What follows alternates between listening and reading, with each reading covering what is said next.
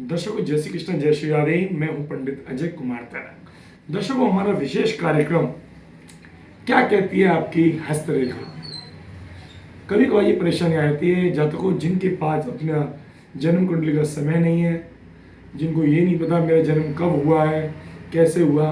उनके लिए यहाँ विशेष हम आपको बताएंगे कि आप अपनी हस्तरेखा से आप अपना भविष्य का जो है निर्धारण कर सकते हैं। साथ ही आप अपने भविष्य के बारे में जान सकते हैं कि आपकी आयु सीमा क्या रहेगी। साथ ही आपकी मस्तिष्क रेखा क्या कहती है, आपकी जीवन रेखा क्या कहती है, आपकी कितनी लंबी आयु है, आपकी कितनी शादी या विवाह होंगे, आपको पढ़ाई लिखाई में क्या परेशानी होंगी, मानसिक स्थिति आपकी क्या रहेगी। ये सभी आपकी हस्तरेखा में विराजमान होती है।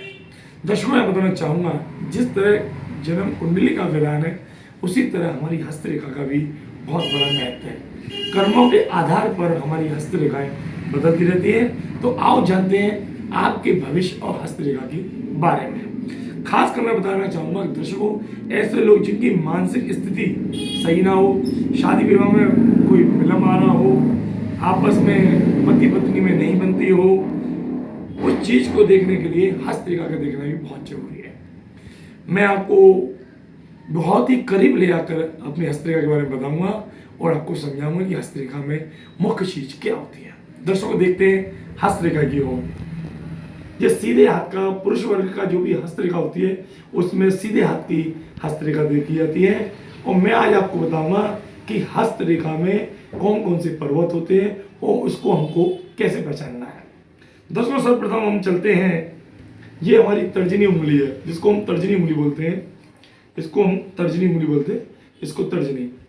इसके बाद आती है दर्शकों, ये आती है मध्यमा उंगली, जो बीच की उंगली होती है बड़ी, इसको मध्यमा उंगली बोलते हैं। इसके बाद आती है अनामिका उंगली, इसको अनामिका उंगली कहते हैं। और चौथी उंगली आती है कनिष्ठा, जिसको हम कन्नी उंगली कनिष्ठा कहते हैं। और पास में अंगुष्ठ, इसको अंगूठा कहते हैं। ये हमारा सीधे हाथ का यह पर्वत होता है। दर्शकों, मैं बताना चाहूंगा कि पहली उंगली में जो ये पर्वत है इसको हम बोलते हैं तर्जनी पर गुरु पर्वत, यानी बृहस्पति पर्वत, ये इसकी मान्यता है। दूसरा आता है, इसको बोलते हैं हम शनि पर्वत। जब भी किसी व्यक्ति का शनि दबा हुआ होता है या ऊंचा उठा हुआ होता है तो उसके प्रतिफल अलग अलग होते हैं। तीसरा आता है, इसको हम बोलते हैं सूर्य पर्वत।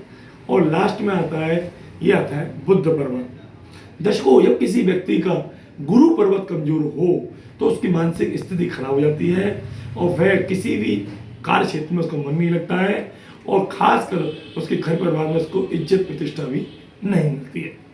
दर्शकों, शनि पर्वत की बात करते हैं। जब किसी व्यक्ति का शनि पर्वत, यानी कि उसका शनि पर्वत अगर कमजोर हो जाता है तो स्वास्थ्य से वो बड़ा कमजोर होता है, इकेरा बदन का होता है व्यक्ति, और कभी कभार उसको कई बीमारियों का सामना करना पड़ता है, क्योंकि शनि पर्वत लोहे पुरुष होता है। लिहाजा शनि पर्वत को बलवान करना बहुत ही परम आवश्यक है। इसके बाद आता है सूर्य पर्वत। दर्शकों, ये सूर्य पर्वत जिस व्यक्ति का किसी का उठा हुआ होता है या मणिबंध से ये रेखा आती है, सूर्य पर्वत के लिए आती है, सीधी रेखा आती है, उसको सूर्य पर्वत बोलते हैं। उसमें मान सम्मान प्रतिष्ठा यश प्राप्ति उस व्यक्ति को मिलती है और आगे चलते हुए व्यक्ति बहुत तरक्की करता है। लास्ट आता है, इसको कहते हैं हम बुध पर्वत। बुध पर्वत बुद्धि का विकास करता है और शिक्षा क्षेत्र में उसको बहुत आगे ले जाता है। दर्शकों, कुछ बहुत सी छोटी छोटी रेखाएं जिनका बहुत ही अलग विश्लेषण है, कभी समय मिलेगा हम आपको और बताएंगे। मुख्य रूप से हम बात करते हैं 3 रेखा की ओर। पहली रेखा आती है हृदय रेखा। दर्शकों, ये मणिबंध से ये रेखा आती है और यहां से ये इधर मुड़ती है बृहस्पति के लिए, इसको बोलते हैं हृदय रेखा। फिर आती है मस्तिष्क रेखा। दर्शकों, मणिबंध से रेखा आती है और ऐसे एक रेखा कटती है, उसको बोलते हैं मस्तिष्क रेखा। तीसरी रेखा आती है, जो ये मणिबंध से जा रही है और ये अंगुष्ठ की तरफ मुड़ती है, इसको हम बोलते हैं आयु रेखा, यानी कि जीवन रेखा। ये आदमी की आयु का निर्धारण करती है और व्यक्ति की आयु कितनी होती है। अगर मणिबंध से रेखा और कंठ तक जाती है, अंगुष्ठ से पूरी क्लियर दिखती है, तो इसमें यहाँ छोटी छोटी रेखाएं कटी होती हैं, वहाँ छोटे छोटे एक्सीडेंट होते हैं जिससे छोटी छोटी दुर्घटनाएं होती हैं। उसके कारण इसमें जीवन का जो है रेखा का निर्धारण होता है। अगर आप अपनी कवि रेखा के बारे में हमसे कोई विवेचना कराना चाहते हैं या अपने बारे में जानना चाहते हैं तो अपने हस्तरेखा की फोटो खींचकर हमको भेजें, जिससे हम आपका पूर्ण कुंडली का विवरण आपको भेज सकें और आपको लाभ प्राप्त हो सके। तो दर्शकों, ये था एक छोटा सा जो है हस्तरेखा के बारे में थोड़ी सी जानकारी।